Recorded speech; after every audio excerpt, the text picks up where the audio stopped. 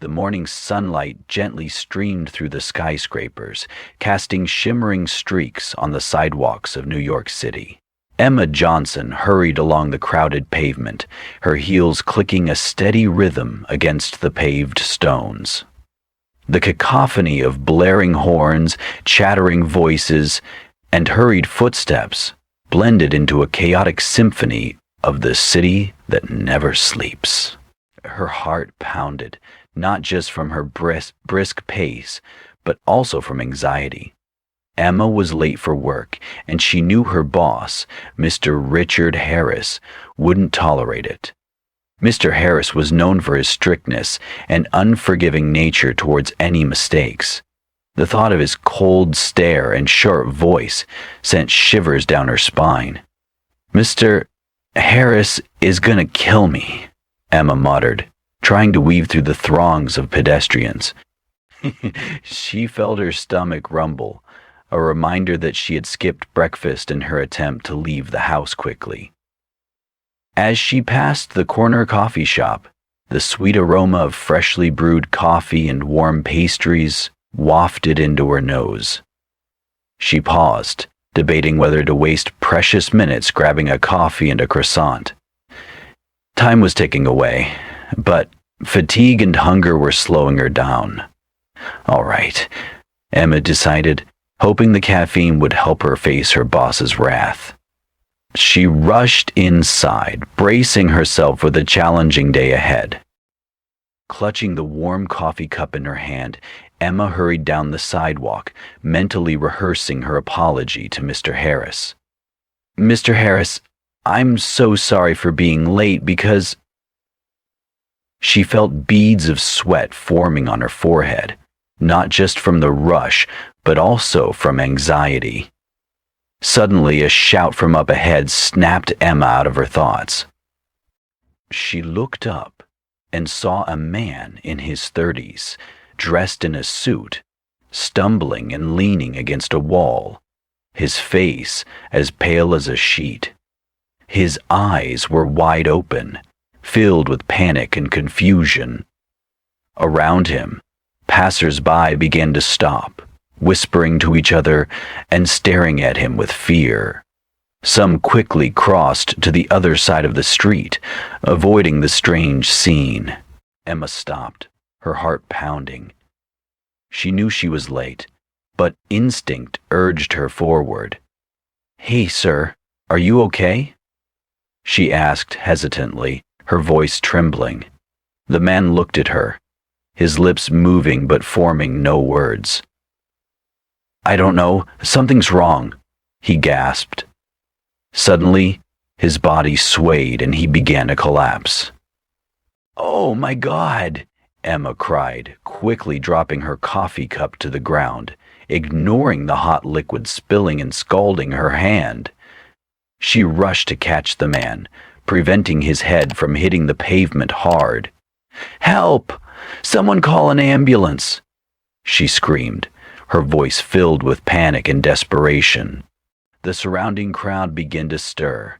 A few people backed away, frightened by the unexpected situation. "What's happening?" a woman asked, covering her mouth with her hand. "Does anyone know first aid?" another man shouted, looking around for help. However, no one dared to approach, fear overcoming compassion. "7 hours ago," Mike said, coming back to the scene of the crime. Compassion sighed and said, "I think you know as much as us." Emma's hands trembled as she fumbled for her phone in her bag. Her fingers slipped on the screen, struggling to dial 911. "Please, answer," she whispered, feeling as if time was slowing down. None of them took notice, but Emma wasn't wearing the pale yellow polo shirt she actually wore. 911, what's your emergency?" The operator's voice came through. "There's a man unconscious on the street. Please send an ambulance." Emma spoke quickly, her voice catching in her throat. "Oh, stay with him. What's your location?" "Oh." Emma looked around, trying to focus amidst the chaotic sea of people. We're at the corner of Lexington Avenue and 8th Street, in front of Mike's coffee shop. Ambulance is on its way. Is he breathing? Emma leaned closer, feeling the man's faint breath against her cheek. Yes, but it's very weak and uneven. Good, check his pulse. She placed 2 fingers on the man's wrist, but couldn't feel anything. I'm not sure, but I think it's very weak. The surrounding noise of honking cars and chattering voices only amplified her panic. Some people started recording with their phones, while others whispered and gossiped. Maybe he has a contagious disease, one person said. Stay away, another shouted. Emma felt fear and loneliness wash over her. Someone please help me, she cried out again, tears streaming down her face. No, said a man with a nice voice. Perhaps you come from some of the people who visited you on your coming out. Suddenly, a young woman in a white coat pushed through the crowd. I'm a nurse. Let me help, she said, kneeling beside Emma. Thank goodness. Emma breathed a sigh of relief, feeling a glimmer of hope. The nurse began checking the man's vital signs, her face serious but calm. He needs immediate medical attention. The siren of an approaching ambulance wailed closer. The crowd parted as the ambulance pulled up. Paramedics quickly emerged, carrying equipment and a stretcher. Emma stood up, stepping back to let them work, but her eyes never left the man. She felt her legs weaken, threatening to give way. A paramedic turned to her. You did well. We'll take it from here. Emma nodded, but her emotions were still in turmoil. She glanced at her watch. She was already 30 minutes late. The thought of Mr. Harris and his fury made her shudder. But as she watched the man being loaded into the ambulance, she knew she had done the right thing. The crowd began to disperse, people returning to their daily lives as if nothing had happened. Emma stood there for a moment, trying to regain her composure. She took a deep breath, deciding that no matter the consequences at work, she wouldn't regret her actions. When she reached for the next attachment, there was a feeling solid enough to make her curl around it. Finally, she turned and started walking, her legs heavy but her heart lighter. The city's cacophony enveloped her again, but in that moment, Emma felt stronger than ever. She knew that despite facing Mr. Harris and his reprimands, she had done the right thing, and nothing could change that. As the ambulance drove away, Emma stood frozen on the sidewalk, a sense of emptiness washing over her. She watched the ambulance disappear into the flow of traffic, her heart filled with worry for the stranger. I can't just leave him alone at the hospital, she thought. Making a quick decision, she ran towards the paramedics, who were packing up their equipment. Excuse me, could you tell me which hospital he's being taken to? She asked, her voice urgent. He's going to St. Mary's, it's nearby, the paramedic replied. Thank you. Emma nodded, feeling somewhat relieved. She checked her watch. It was over an hour past her work start time. I have to get back to the office now, she told herself, hoping she could explain everything to Mr. Harris. As she stepped into the office building, Emma felt a cold and tense atmosphere. Colleagues looked at her with curious eyes and whispered to each other. She quickly made her way to her desk, but before she could sit down, a sharp voice rang out from behind. Emma, in my office, immediately. Mr. Richard Harris stood at his office door, his eyes as cold as ice. She took a deep breath, trying to stay calm. Yes, sir, she replied, following him into the room. The door closed behind them with a heavy thud. Mr. Harris turned around, his eyes blazing with anger. Do you have any idea what time it is?" he said sarcastically. "Sir, I'm very sorry for being late, but there was an emergency on the way." "I don't want to hear any excuses," he interrupted.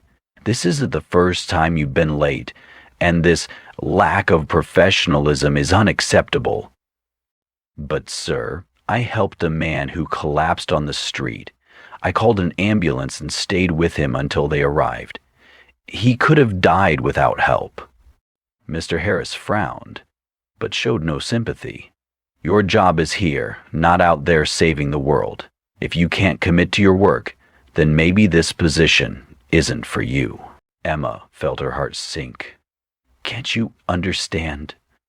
I couldn't just leave someone in danger. What I understand is that you violated the company's policy on tardiness. We need people who are reliable and punctual. You're fired." The last words felt like a knife through her heart. "Mr. Harris, please reconsider. I did the right thing. The decision has been made. You can collect your belongings and leave." Tears welled up in Emma's eyes, but she swallowed them back, refusing to appear weak. "Thank you for the opportunity to work here," she said softly, turning to leave the office. Leaving the building, Emma walked aimlessly down the sidewalk, the flow of people passing by like an endless river. Yet she felt lost in the sea of faces.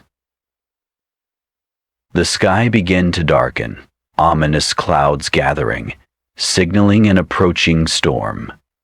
A cold wind blew past, sending shivers down her spine.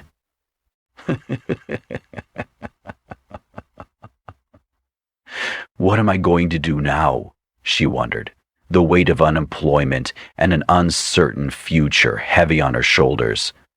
But then the image of the collapsed man flashed in her mind. "I have to go to the hospital. I need to know if he's okay.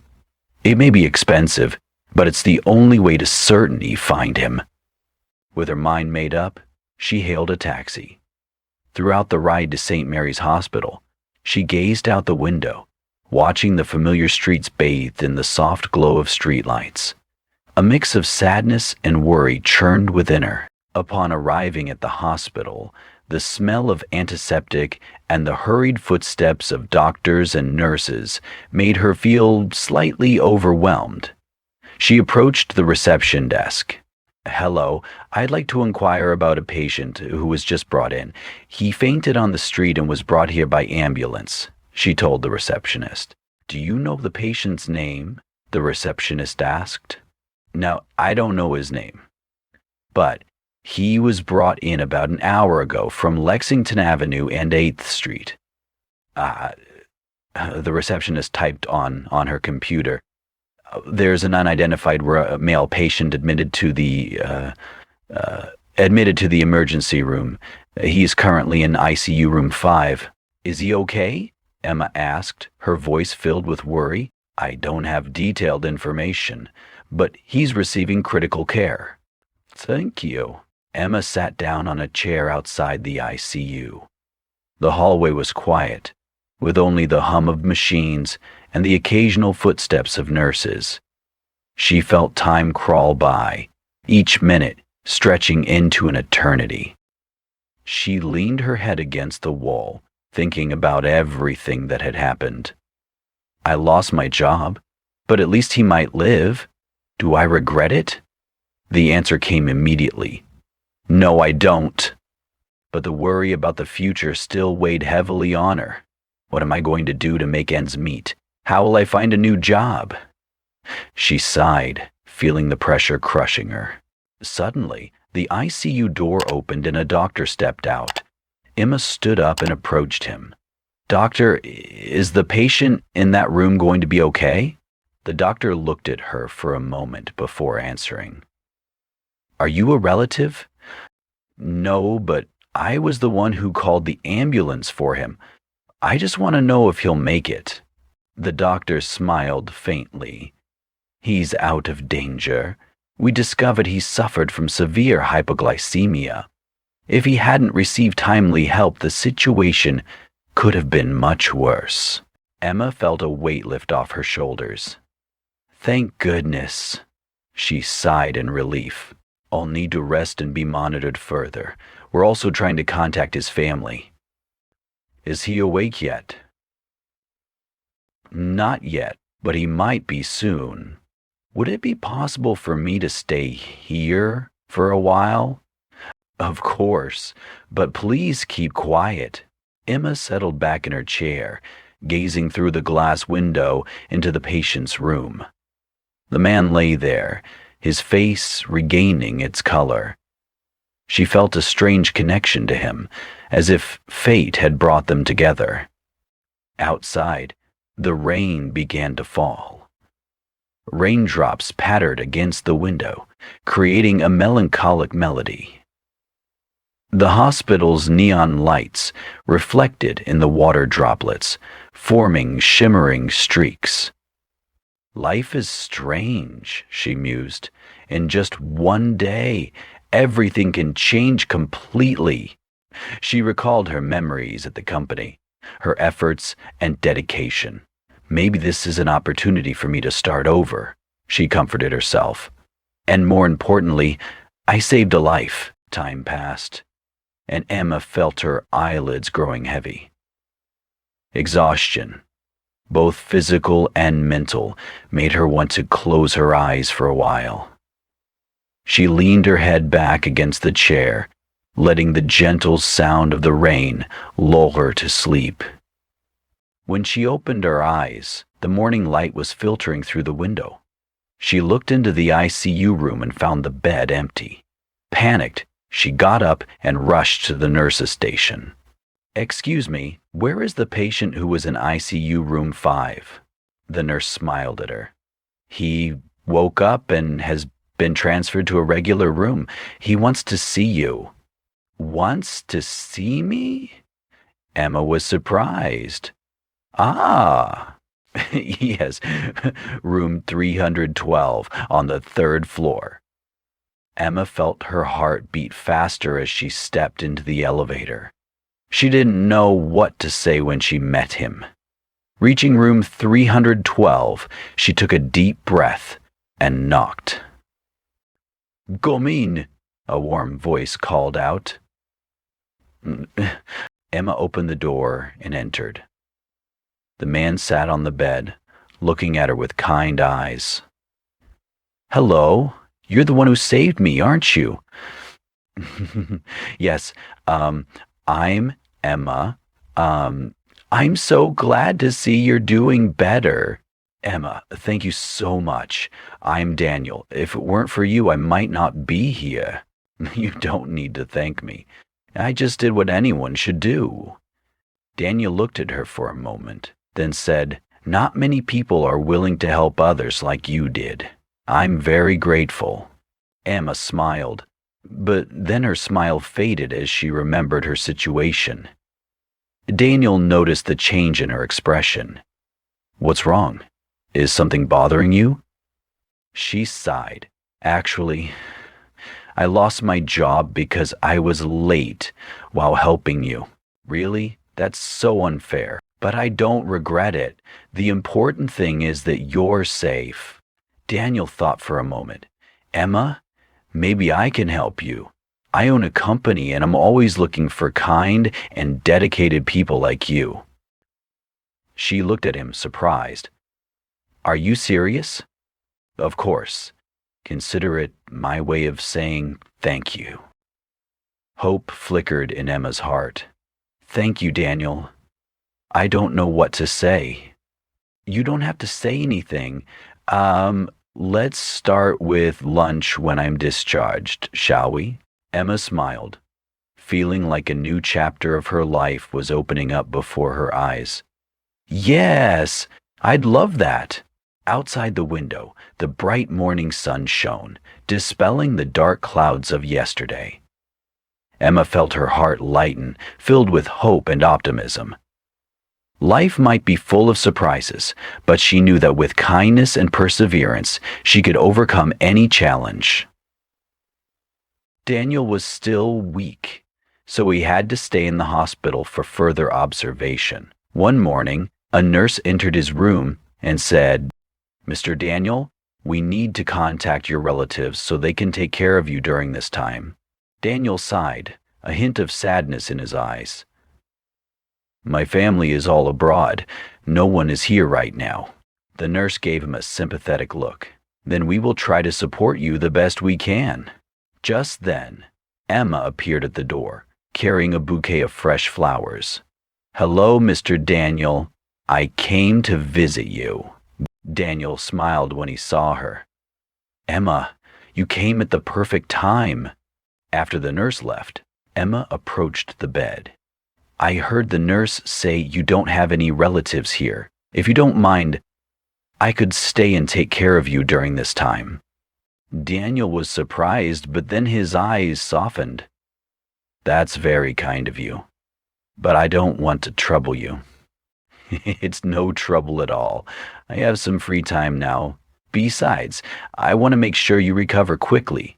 "Well, then I'm very grateful. I'll pay you for your services." Emma smiled gently.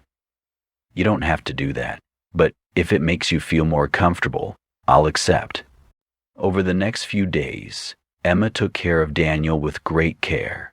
They chatted cheerfully, sharing stories about their lives, hobbies, and humorous anecdotes.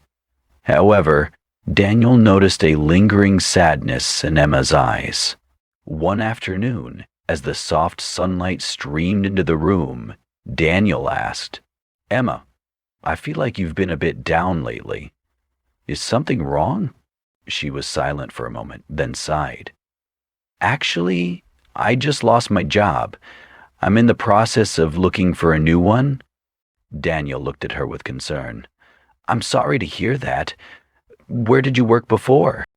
"At Harris Finance," Emma replied. Daniel was surprised. "Harris Finance? That's my company." Emma's eyes widened in confusion. "What do you mean? Are you—" "Yes, I'm the CEO of that company. I usually work at the overseas headquarters, so I'm rarely here." She felt her face flush. "I didn't know. I'm so sorry." Daniel smiled. "It's okay. I'm the one who should apologize for what happened to you. Who fired you?" "Mr. Richard Harris, my direct manager." Daniel's expression turned serious. I'll look into this. I want to invite you back to work." Emma shook her head gently. "Thank you, but I think I need a new direction. Maybe this is an opportunity for me to explore new things." Daniel respected her decision. "If you change your mind, let me know. The company's doors are always open to you." Discharge day finally arrived. Daniel felt his health had improved significantly. Before leaving the hospital, he handed Emma an envelope. "This is payment for your care during this time. I'm truly grateful to you." Emma accepted the envelope with a smile. "Thank you. I'm very glad you've recovered." "Let's keep in touch," Daniel said, his eyes sincere. "Yes, I will." She smiled softly. As time passed, they both returned to their own lives. Emma began to look for new opportunities, taking courses and exploring new hobbies. However, she would still think of Daniel at times, remembering their warm conversations and his smile. Daniel returned to his busy work, but he realized something was missing. In meetings, when he looked out the window, his mind would wander to Emma. He missed the time she took care of him, her concern and her sincere heart. Late one evening, sitting alone in his quiet office, Daniel wondered, "Oh, do I miss her so much?" In just a few short days, she left a deep impression on me. He recalled the sadness in Emma's eyes when she spoke about losing her job, her resilience and determination when facing difficulties. His heart felt warm, but also empty. Could it be that I have special feelings for her? Daniel pondered. I want to see her again, to know what she's doing, if she's okay. Conflicting emotions flooded his mind. Daniel had never felt this way before. He always focused on work, rarely paying attention to personal relationships. But with Emma, everything seemed different.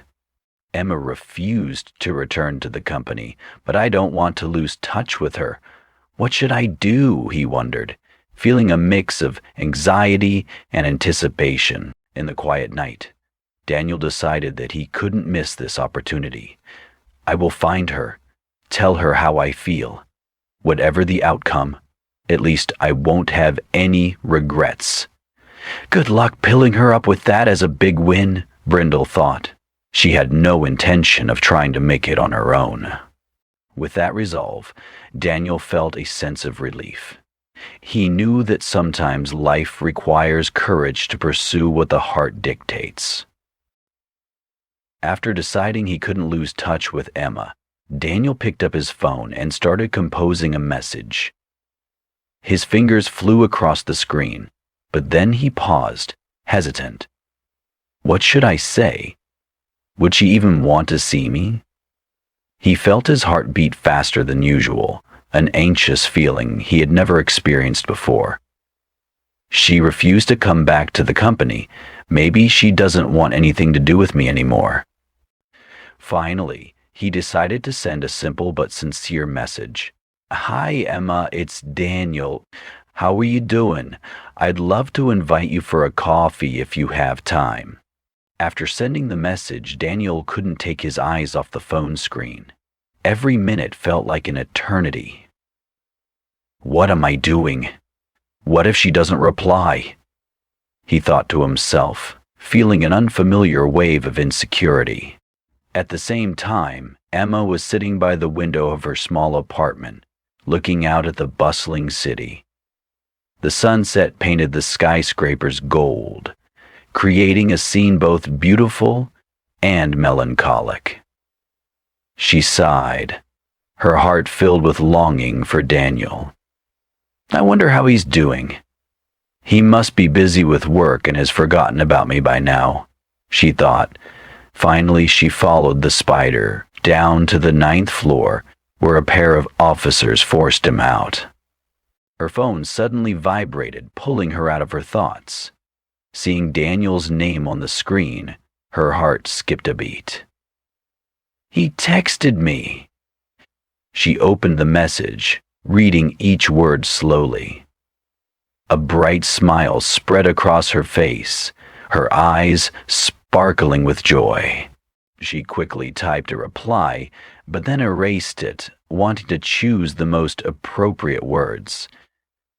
I don't want to seem too eager, but I don't want to be cold either. Finally, she sent, Hi, Daniel. I'm doing well. It was lovely to hear from you. I'd love to go for a coffee.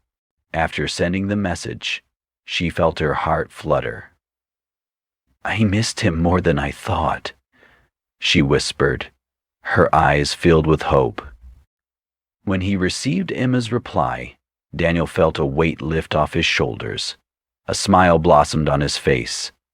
She said yes. He felt joy spread through his body. I have to make this meeting perfect. He quickly replied, Great. How about we meet this Saturday afternoon at the coffee shop on the corner of Maple Street? I heard they have a very cozy atmosphere. Emma responded almost immediately. Yes, I'll be there. See you on Saturday. Daniel looked at the screen, his heart overflowing with happiness. I've never looked forward to a meeting like this before. On Saturday afternoon, the coffee shop on Maple Street was bathed in soft golden sunlight. Emma arrived earlier than planned, feeling a flutter of nervousness.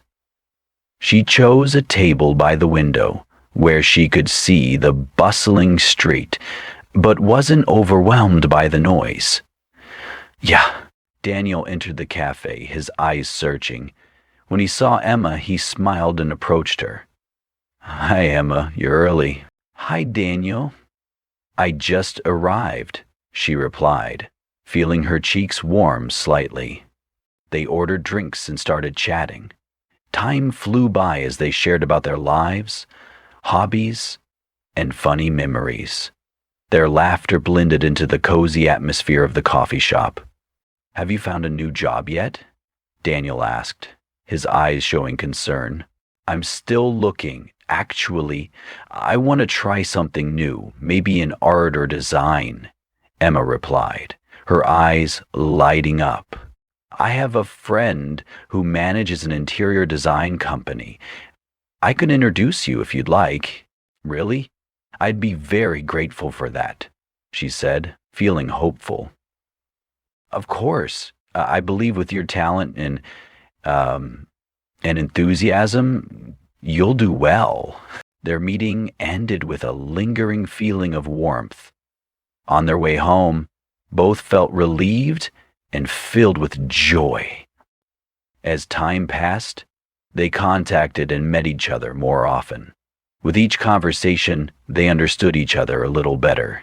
Daniel found himself looking forward to seeing Emma every day, and Emma also realized that Daniel's presence had become an important part of her life. One evening, under a starry sky, Daniel decided to confess his feelings. Emma, I've been thinking a lot. I realize that whenever I'm with you, I feel happy and at peace. Would you like us to officially start dating? Emma looked into his eyes, feeling the sincerity and warmth. I feel the same way, Daniel. I'd love to. Happiness filled both their hearts. They held hands, looking towards the future with hope. With Daniel's help, Emma secured a job at the interior design company. She quickly demonstrated her talent and passion, earning praise from colleagues and management. How's the new job? Daniel asked during a date. I absolutely love it. Thank you for helping me, she smiled happily. I just want you to do what you love, he replied, his eyes full of affection. Their lives were filled with joy and harmony. They shared memorable moments together, from weekend picnics to cozy dinners at home. Emma felt incredibly lucky. If I hadn't decided to help that stranger that day, I might not have met him, she thought, filled with gratitude. Daniel also recognized the change in his life. Emma has brought me happiness I never knew before, he thought to himself. Under the setting sun, they sat together on a park bench, watching the sun slowly disappear below the horizon. A gentle breeze carried the scent of flowers and grass. Did you ever think life would lead us to each other like this? Daniel asked, holding her hand tightly. I think it's destiny, Emma replied, leaning her head on his shoulder. Let's create even more beautiful memories together. Yes, I'm always looking forward to that.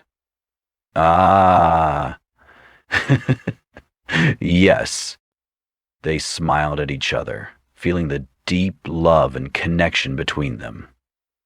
Whatever the future held, they knew that as long as they had each other, they could overcome any obstacle. Life went on, but for them, each day was a precious gift, filled with joy and happiness. Emma and Daniel's life seemed to be overflowing with happiness. Every day was a precious gift for her, filled with joy and love. But then, she started noticing small changes in her body. In the mornings, she felt dizzy and nauseous. At first, she thought it was just due to her busy and stressful work, but the feeling became more and more pronounced. One morning, as the soft sunlight filtered through the curtains, Emma decided to buy a pregnancy test. Her heart pounded as she held the stick in her hand, waiting for the result. 2 pink lines appeared clearly. She was pregnant. Emma's stomach rumbled as she walked to the sink. She was pregnant? Emotions flooded her. Happiness, worry, excitement. She smiled, placing a hand on her belly, feeling a new life forming. "I'm going to be a mother," she whispered, tears of joy rolling down her cheeks. She couldn't wait to share this good news with Daniel. "I'll be so happy to know he's going to be a father," she thought, imagining his radiant face. She decided to prepare a special dinner to announce the news. "You know who I am," she declared. "We'll fight for each other, humble bishop." Until the last part was missing. That evening, Emma set the table with candles and flowers, creating a cozy atmosphere. She glanced at the clock, waiting for Daniel to return. But time passed, and he still hadn't appeared. She called him, but no one answered. A feeling of anxiety began to creep into her heart. Suddenly the doorbell rang. "Hey, he must have forgotten his keys," she thought, and quickly went to open the door. But standing before her were two police officers, their faces grim. Standing behind them were two other police officers. The two officers blocked everything the crowd moving toward the crime scene. "Are you Emma?" one of them asked. "Yes, I am." "What's wrong?" She felt her heart sink. "We regret to inform you that Mr. Daniel was in a car accident and did not survive." The world seemed to collapse before her eyes. Her ears were ringing. Her limbs felt weak. "No, it can't be," she whispered, tears welling up. "He can't. He just—" She collapsed to the floor, the pain like a tidal wave washing over her. "Daniel, you promised to be with me forever," she sobbed, the feeling of loss consuming her. The following days were a dark time for Emma. She shut herself in her apartment, everything around her seeming to lose its meaning. Even the sunlight felt cold, unable to warm her shattered heart. She felt like a part of her had been ripped away, leaving an endless void. But then, one morning, as she saw the small ultrasound picture on the table, she remembered that she wasn't alone. "I still have his child," she told herself. Placing a hand on her belly, she felt a life growing inside her, a part of Daniel that still existed. "For my child, I have to be strong," she decided, her eyes regaining their determination. "He would definitely want me to continue living and be happy." Emma started taking better care of herself, going to prenatal checkups regularly and preparing to welcome her child. Every day she told her baby about Daniel, about their love and beautiful memories. She felt him always by her side, with every beat of the tiny heart within her. The day her son was born, the sky was clear and the sun shone brightly. When she heard her baby's first cry, Emma felt her heart heal. She looked into her son's eyes and saw Daniel's image reflected in them. "Welcome to the world, my little Daniel," she whispered, tears of happiness streaming down her face. News of the grandson quickly reached Daniel's family. They came to see Emma, bringing with them surprise and joy. Daniel's mother, Margaret, embraced Emma tightly. "Thank you for giving us a part of Daniel," she said, her voice choked with emotion. "Ah, it's almost as though he is our son."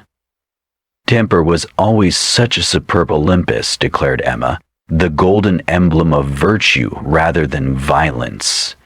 His father's manner became strangely taut and wholly earthy, his lips softening to mere hustles. Possible. Daniel's family offered Emma financial support, wanting to help her raise the baby. "We want to make sure you and the baby have a good life," Daniel's father said.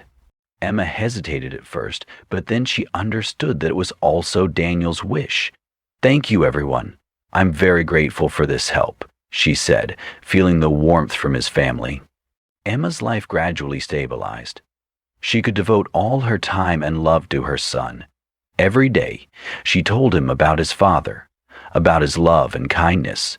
She took him to places she and Daniel used to visit, sharing memories and stories. Although her life was no longer materially difficult, there was always an emptiness in Emma's heart. On quiet nights, when her son was fast asleep, she looked up at the starry sky, thinking of Daniel. "Do you see? Our son is growing every day. I miss you," she whispered, longing overwhelming her. But then, looking at her son's innocent face, she felt comforted. "You're always here, in my heart and his," she told herself. She decided to live strong and happy, for Daniel and for her son. Years passed, and little Daniel grew up surrounded by the love of his mother and family. He was intelligent, lively, and had his father's eyes. Emma felt proud and happy watching her son grow. One afternoon, while mother and son were playing in the park, little Daniel asked, "Mom, what was my dad like?" Emma smiled and sat down beside him. "Your dad was a very kind and loving person. He always cared for and helped everyone around him. Your dad also loved you and me very much." "I wish I could meet Dad," the boy said, his eyes sad. "Is always with you, in your heart and in our memories. Every time you smile, I see your father." Daniel smiled and hugged his mother tightly. "I love you, Mom." "I love you too, my son." Despite the losses in her life, Emma found happiness in the love and growth of her son. She knew that Daniel would always live in their hearts, and his love would be the source of strength that helped her overcome all difficulties. In moments of peace, watching her son play, Emma felt her heart filled with joy and gratitude. She understood that life went on, and she would always keep the flame of their love burning bright.